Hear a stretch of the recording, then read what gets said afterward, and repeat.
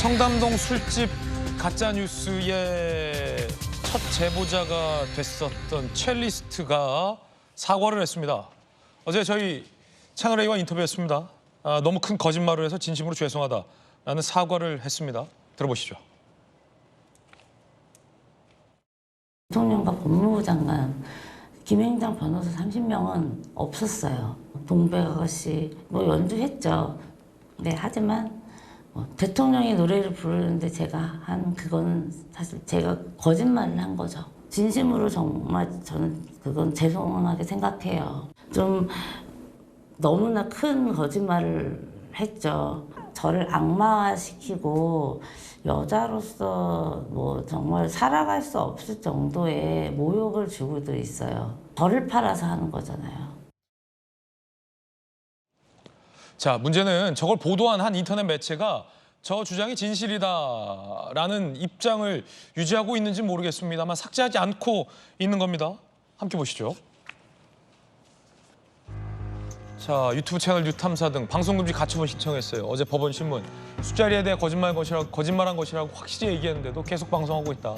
뉴탐사는 공적 관심사안, 당장은 삭제할 생각이 없다라고 하고 있습니다. 저 가짜뉴스가 당시 김의겸 의원이 국회에서 강한 의구심이 든다라면 마치 사실인 것처럼 얘기해서 큰 논란을 빚은 바 있었죠. 들어보시죠. 제보 내용에 따르면 윤석열 대통령도 청담동의 바에 합류를 했습니다. 위원님, 위원장님, 제가 답변 드리겠습니다. 네. 위원님, 저번에 저보고 뭐 걸라고 하지 않았습니까? 이번엔 저라고 뭐 걸면 어떻습니까? 의원님, 저는 다 걸게요. 의원님 뭐 거시겠어요? 의원님 뭐 거시겠습니까? 거시는 거 좋아하시잖아요. 대표적인 가짜뉴스 때 딱 떠오르는 게 저 청담동 술집이에요. 김관선 변호사님, 법리적으로 저 첼리스트가 거짓말했다라고 자백했잖아요. 그 당시에서부터 사실은 첼리스트가 거짓말이다라는 입장이 나왔는데 저거를 공론화하는 사람들은 이미 신경을 쓰지 않는 상황이다라는 지적들도 많아요. 지금도 영상을 내리지 않고 있다고 하고 특정 정치 성향을 갖고 있는 분들의 상당수가 아직도 저 의혹이 사실인 줄 알고 있다라고 답했던 얼마 전 여론조사도 굉장히 놀랐었는데 어떻게 보십니까? 영상은 삭제하는 게 맞지 않습니까? 당연히 삭제해야죠. 예. 이제 저게 가짜 뉴스라는 것이 이제 명백히 드러났잖아요. 그리고 저 처음에 저를 보도를 할 때도 지금 이 그 첼리스트가 남자친구한테 거짓말한 거 아니에요? 거짓말했는데 남자가 녹취를 한 거 갖고 건네준 거예요. 그러면 원래 진술자한테 확인을 해봐야죠. 예. 거짓말할 수 있으니까. 근데 그런 거 전혀 없이 나는 녹취록만 믿었다. 그러면서 방송을 내보내고 그리고 중간에 거짓말하는 게 다 드러났고 그 말을 했던 사람이 아니다고 얘기했고 그런 적이 전혀 없다는 게 드러났음에 불구하고 계속적으로 하는 것은 그건 정치의 의도가 있는 거죠. 저게 정보통신망법에 의한 비방할 목적으로 허위 사실을 적시해서 명예를 훼손하는 행위거든요. 형량도 꽤 높아요. 그런데 왜 죄질이 불량하냐면 다 드러났잖아요. 이제 세상이 알잖아요. 그게 거짓말이었다는 걸. 그러면서 불구하고 이걸 계속적으로 공익적인 것이다. 공공재이라는 것으로 이걸 포장을 하는 거예요. 그래서 아마 형사적으로 제가 볼 때는 형량도 굉장히 높게 나올 것이고요. 민사소송에 있어서도 아마 굉장히 많은 손해배상이 청구될 겁니다. 그런데 아마 그 뭐 유튜브랄지 이런 걸 통해서 워낙 수익이 크고 그다음에 구독자가 많기 때문에 그걸 무시할 수 없고 또 계속 밀고 나가야만이 어떤 뭐 슈퍼챗이랄지 어떤 영업이 되기 때문에 아마 그런 이유가 아니면 왜 저렇게 나갈까라는 굉장히 의구심이 들어요.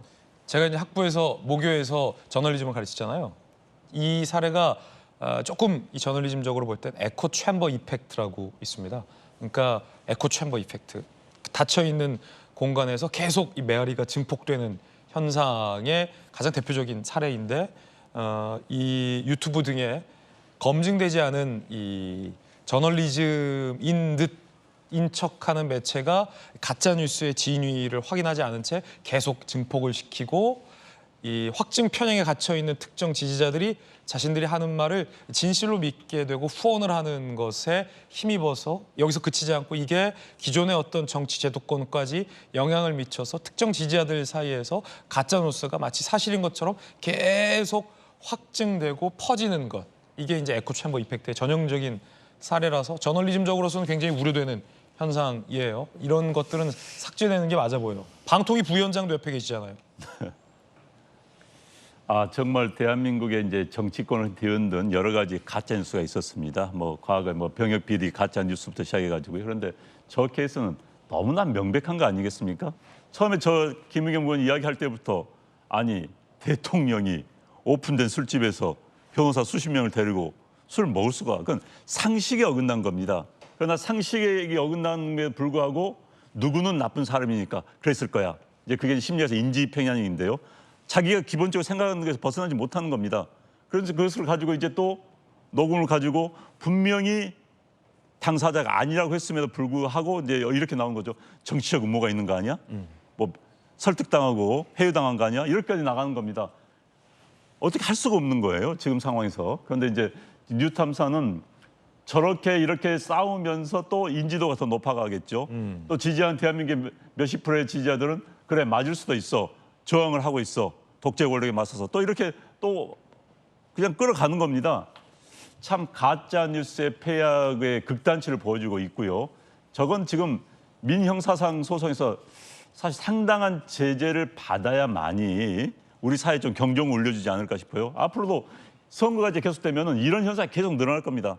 전 세계적인 현상이기도 하지만 우리는 극히나 양극화 현상이 심하기 때문에 저런 현상이 앞으로 나타날 가능성이 높기 때문에 이번 기회에 한번 뭔가 제재가 제대로 있어서 경종 올려줄 필요가 있다고 생각을 합니다. 예, 뜨거운 소식 함께하고 있습니다.